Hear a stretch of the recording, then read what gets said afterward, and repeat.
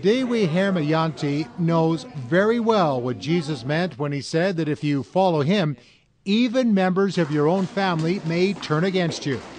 However, Dewi had no idea of just how high the cost would be when she simply got interested in Jesus as a teenager. When I was in junior high school, one of my Christian friends shared Jesus Christ with me and said he is the only one where a person can get salvation, through him. Dewi wanted to hear more about Jesus, but wasn't thinking about becoming a Christian. She says she was just curious. Then one night, that started to change. I had a dream of a verse in the Bible about Jesus being the way and the truth.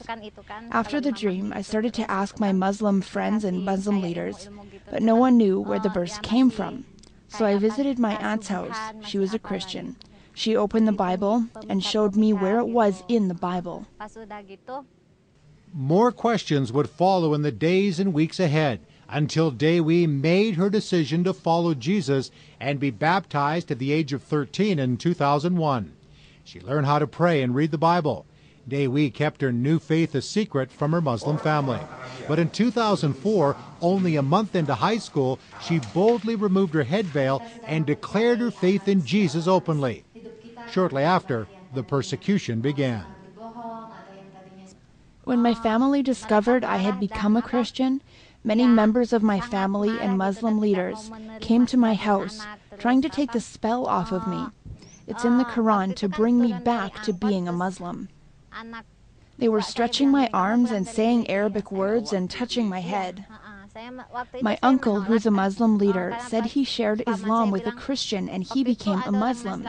But why, you being a member of our family, you reject being a Muslim? I was condemned by my family.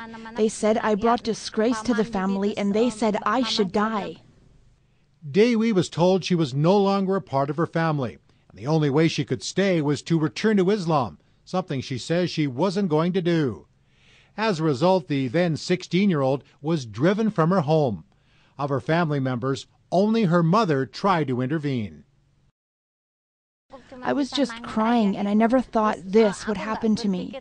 I never expected the suffering would come to me because of following Jesus. With nowhere to live and desperate, Dewi went to the pastor who helped lead her to Christ, and he and his family took her in. Along with help from the Voice of the Martyrs, Dewi sold cakes to pay for her school fees so she could continue her education.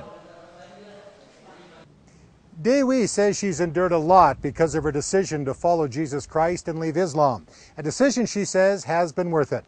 But being separated from her family for years has both been painful and discouraging. At that time, I prayed, "You know, Lord, that I don't have biological parents, but I pray to you that if I need something, you will always provide my needs."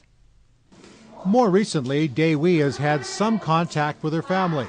And while their hostility has somewhat subsided, they're still trying to get her to return to Islam.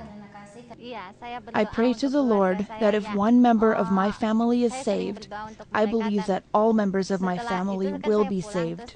I hold on to that promise.